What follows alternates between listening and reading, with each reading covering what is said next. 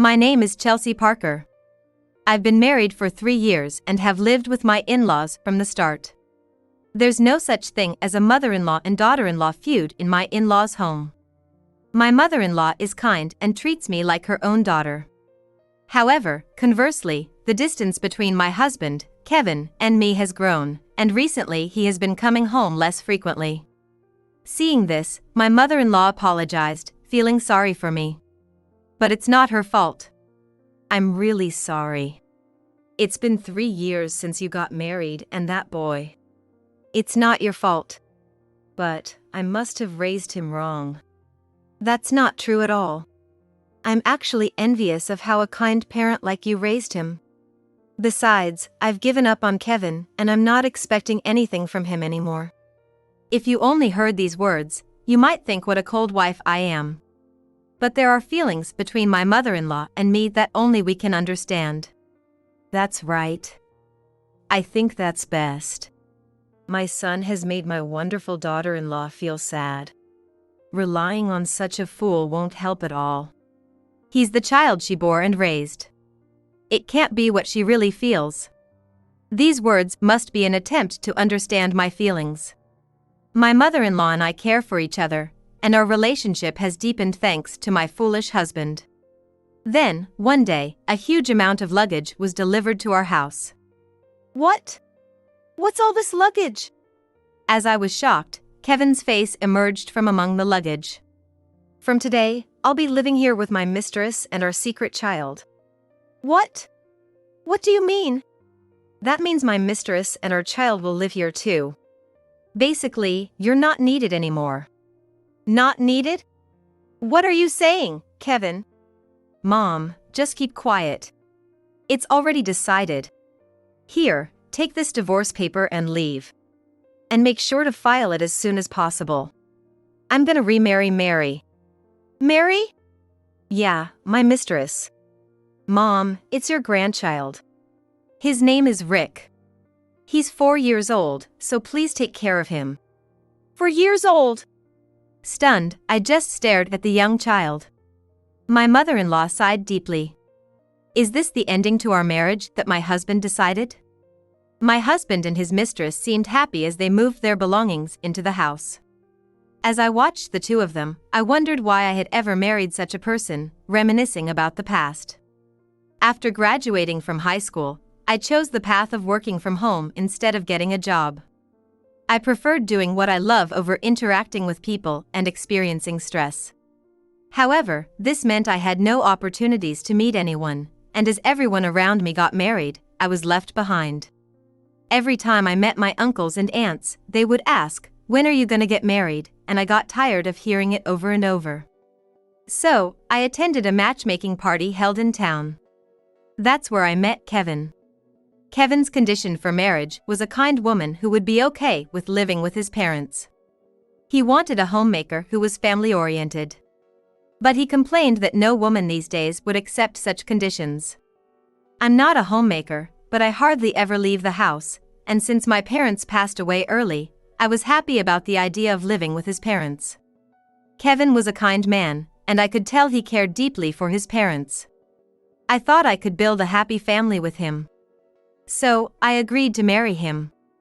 And so, things progressed smoothly, and we ended up having a small wedding ceremony. Soon after getting married, I started living at my in-laws' house, but his father wasn't there. Apparently, he had passed away early, and Kevin had been raised by his mother alone since he was in elementary school. I thought I'd be alone in my old age, but to have you live with me, I'm truly thankful and happy. She said as she took my hand when we started living together. From that day on, she treasured me as her daughter-in-law. If there's anything you don't understand, just ask me. I'll try not to be in the way since you're newlyweds, but if there's anything you dislike, please tell me honestly. She was always so considerate that I felt sorry for her.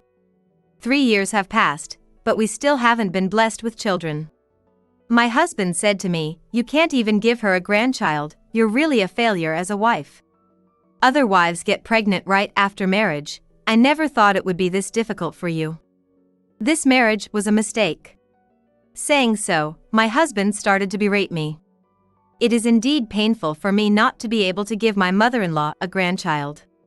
If I could, I would want to have a grandchild for her right away. But it seems fate is not on my side, as every month ends in disappointment. My husband, who doesn't understand my sadness at all, only throws more hurtful words at me. Because of this, my heart has grown colder. I may indeed have made a mistake with this marriage. Although I think so, I have no complaints about my mother-in-law. That's why, no matter what my husband said, I've endured it for her sake. However, my husband gradually stopped coming home, and when he did, he would change clothes and leave right away. With no communication, there was no chance of having children. Yet, my mother-in-law remained ever kind. Children are gifts from heaven. It's not your fault, Chelsea. You shouldn't worry about it. An angel will surely come to you soon. What? Isn't it because your body is too old? If it's useless, then you don't need it. How could he say something like that? I couldn't even cry anymore. Then came his declaration of having a mistress. On top of that, he mentioned having a child and shoved the divorce papers at me. Although I thought it was the worst, I muttered to myself, "Well, I knew it, but this is just too much." As I was thinking about this, Kevin added insult to injury. "Hey, when are you gonna leave? Get out of here now." His harsh words snapped me back to reality, and I responded, "I've already moved into a high-rise condo, you know?"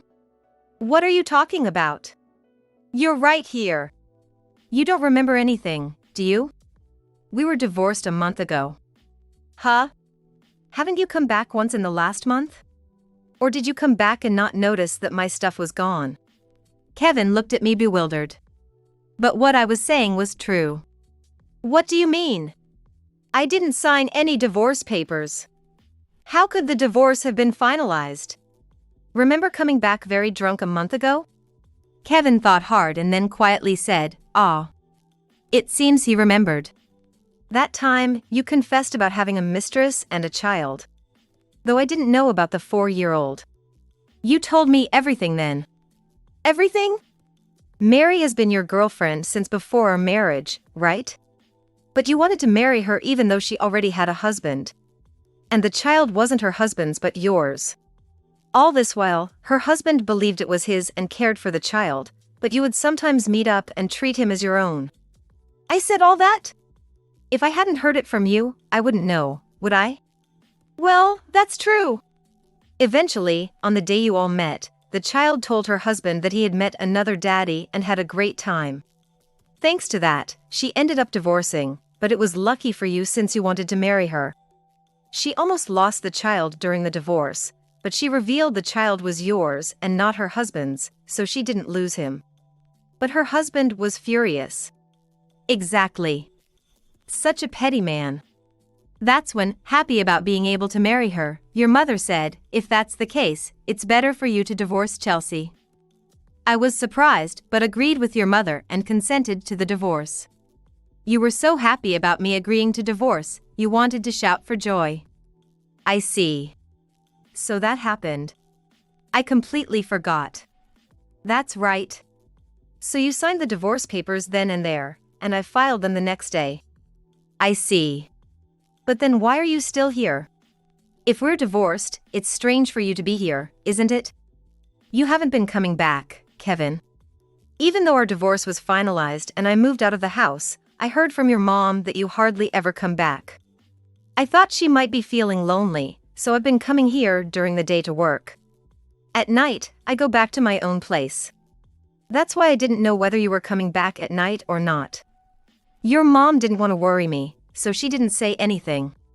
I see. And so, we've been strangers for over a month now. Finally got it, huh? But, man, I really don't remember anything. How can you be such a person? Coming back home after a long while only to be drunk, and then you start talking about having a mistress. Don't you ever think about how hard this has been on Chelsea? There's nothing I can do about it if I don't remember. Chelsea is just calmly talking about it, but any other woman would have made a big deal out of it. You could have been a bit more tactful. And you too, Mary. I don't mind you remarrying, but you shouldn't expect happiness after stealing someone's husband. What you did is unforgivable. Mom, she's the one who's gonna live with you, so don't say things like that. Otherwise, you'd end up living alone, wouldn't you? That would be lonely and awful, right? How can you say that? You were always hanging around some woman and not coming home. Didn't you think that was lonely? Chelsea was there, so it was fine. How stupid can you be? Anyway, the divorce is a done deal, right? So there's no point in bringing it up again now. It's not over at all. You coming back now has brought everything back up. Plus, having a 4-year-old kid. Wasn't this going on even before you were married?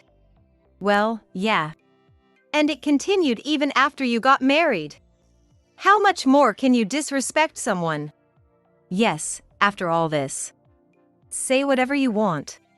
How long will you be able to behave like that? Indeed, Kevin has a specialized job that pays well. Thanks to that, we never had any financial difficulties. So even with the divorce, I had no worries about separating, but Kevin didn't know that. It's fine. I feel sorry for you, but when I realized what kind of person he was, any lingering feelings I had were completely gone. I'm truly sorry. His mother apologized. After that, I lived alone in a high-rise condo, enjoying a peaceful life. The view from the upper floors was beautiful, and I continued to work from home as usual, but it felt peaceful. However, during such times, Kevin contacted me again. Have you seen Mom? She's missing, Kevin said, sounding either anxious or worried despite claiming to be searching for her. What do you mean missing? She hasn't come back for several days. You've waited several days to start looking for her? I thought she might have gone to a friend's place. Plus, it's hard to tell if she's around or not, so I wasn't really worried. How could this be? He didn't notice his own mother was missing? But now, it's becoming a problem. A problem? Yeah, without Mom, the house is a mess. She isn't here to clean up. What? I don't understand. Well, I did get remarried, but Mary doesn't do anything around the house. Thanks to that, it's just filled with trash. She doesn't clean, dishes and candy wrappers are left everywhere, and so are our clothes. It's a sad sight. I understand it's a terrible situation, but how can he still be laughing about it? What kind of nerves does he have? That sounds just like you, Kevin. Yeah, that's why I'm in trouble without Mom. I don't get it. Why doesn't your wife do anything? Well, her previous husband did everything himself and hated it when Mary moved anything. He liked to clean and organize things his way, and if Mary tidied up, he couldn't find anything and would get upset. After years of that, Mary just stopped doing anything at all. That sounds like a convenient excuse. Even if she had a husband like that, she should start doing things herself once he was gone. It seems more likely that she was always the type not to do anything. And Kevin, being similar, never saw it as a problem until the situation became dire. It must have become such a disastrous situation that he thought, this is terrible, I have to do something about it. And suddenly, he remembers his mother. And now she's telling me to do it. I told her I couldn't, but she said I could because her previous husband did, insisting it's not impossible because I'm a man too. But I never did anything when I was with you, and before we got married, Mom did everything, so really, I can't. It's not that he can't, he just doesn't want to. When we were together, his mother always kept things tidy, and she would help me clean, but Kevin never did any cleaning himself. Sometimes I wondered if Kevin could even put on his own socks. I even thought that at times. Well, that wasn't actually the case. So why exactly is it a problem if your mom isn't around? I'd understand if you were worried about her, but I can't grasp why you're troubled just because she's not here to clean. Well, when I suggested we live with my parents, I told her my mom would take care of everything since she was around. But she didn't like the idea because she said eventually Mom would get old and we'd have to take care of her. I said we could just put her in a nursing home then. She agreed to move in if she could think of Mom as a housemaid. How awful. He had been planning to use his mother as a substitute housemaid from the beginning. Because of this, Mom's not here and looking at the state of things. Mary started complaining that it's not like she has a maid at home. She says she wouldn't have divorced if she knew it was going to be like this. But it's not like we had a choice, considering the affair was out in the open. What awful people. Your mother is not some maid. Of course, she's not a maid. If she were, we'd have to pay her, but all we have to do is feed Mom.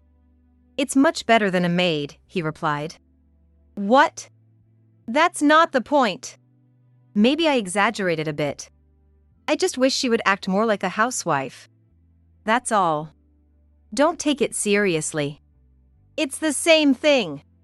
You're expecting an elderly woman to work forever. There's a limit to being ridiculous. Do you know where Mom might be, anyway? Since you got along with her, maybe she told you something? That's ridiculous. Even if I knew, I wouldn't tell you. I shouted, and then I hung up the phone. Looking to my side, there was my mother-in-law. I thought it would be something like this, she said with a smile. Actually, when Kevin signed the divorce papers a month ago, I really didn't care much about the divorce. I had more than enough income on my own, and I had been living practically without a husband, so I didn't feel. My mother-in-law hadn't realized I was doing so well financially. Thinking of me as a valuable daughter-in-law who married her foolish son, she had been saving from her meager income for emergencies. She offered that money to help me rent a condo. But that led us to decide that we should really teach Kevin a lesson. After discussing what kind of punishment would be suitable, we decided that if my husband ever came back home, my mother-in-law would leave the house. And she would live with me instead. We thought that since Kevin couldn't do anything by himself, his new wife would get fed up. But it turned out she couldn't do anything either. Well, they'll just have to live in the mess then. They won't die buried in trash. That was the first part of the punishment. Of course, we didn't plan to end it there. We have another punishment properly prepared. A few weeks later, Kevin contacted us again, as expected. Hey, I got hit with a demand for alimony. There's nothing to be surprised about. But why? You know how I got danged mentally because of you. You definitely owe alimony. And it's gonna be $60,000? I discussed this with a lawyer. Man, fine, I'll figure something out. But what's this about sending money to my mother? That's coming to her too? Oh, I've heard from your mother since then. I don't know where she is now, but she said she doesn't have any money and can't afford to live. But since I'm a stranger, there's nothing I can do, right? So I suggested that her son should send her some money. She always says her son is stingy, so I thought, why not send a letter addressed to his wife? It's a good idea, isn't it? A great idea! I mean, she said she'd starve to death without money. All I can do is suggest. Considering your income, you could send about $2,000, right? Alimony on top of sending money home is tough. I'll have to borrow to pay the alimony. That's not my problem. It's the consequence of your actions. Can you just not demand alimony? What are you talking about? That makes no sense. Please! That's none of my business. You destroyed someone else's life. What do you want me to do? I don't care. Please, don't get mad. Think about it, man. I owe $60,000. I'd have to get into debt to pay that. And if my mom starts needing money too, I can't repay the debts. You get that, right? Plus, I have a kid to raise. Everyone's got the same problems. You live in a high-rise, you must have a decent income, right? I wonder why you have so much money, but if you do, you surely don't need alimony. You're being foolish. Take responsibility for your own actions. I divorced you. Kevin, knowing I wouldn't withdraw the demand for alimony, hung up the phone disappointedly. I thought I would let it go if he didn't call anymore, but he's just too selfish. So, I decided it was time for my last resort. A few days later, social media was buzzing with a certain topic. Is it fact or fiction? Many people speculated as they tried to uncover the truth. Knowing this would happen, I smirked while looking at my phone. Then the phone rang. It was my ex-husband, Kevin. Hello? What should I do? In a fluster, Kevin couldn't hide his anxiety as he said this. What happened? I knew why he was upset without asking. But I wanted to know exactly how my trap was tormenting him. Aren't you looking at the internet? I am checking it now. There's nothing major happening. It's not in the news. Oh, if it's not the news, then what is it? Somehow, the stuff about me and Mary has leaked online. Really? That can't be. Who would know such personal details? Oh, I might know. Who knows about it? At least you and I, Mary, her ex-husband, and your mother. Who would leak such a thing online? I don't think anyone would. What happened exactly? Then he sent me a URL. Opening it, there was indeed a sensational story about Kevin and Mary's affair. However, everything is anonymized, leaving no certainty to the details. Moreover, it's written in a very sensational and humorous way, making it hard to tell what is true. This is about me and Mary, right? Maybe it is. Maybe it isn't. But it's not the end of the world just because it's written, right? It is a big deal. It doesn't mention the company by name, but someone's digging, and from our relationship, they're guessing who we are. They've traced it back to the company and even figured out where we live. That's some skilled detective work. The story just mentions that Mary was married to her ex-husband while having an affair with Kevin, bearing his child, and betraying her ex. It's written in a way that's bound to spread and has sparked curiosity about who it could be.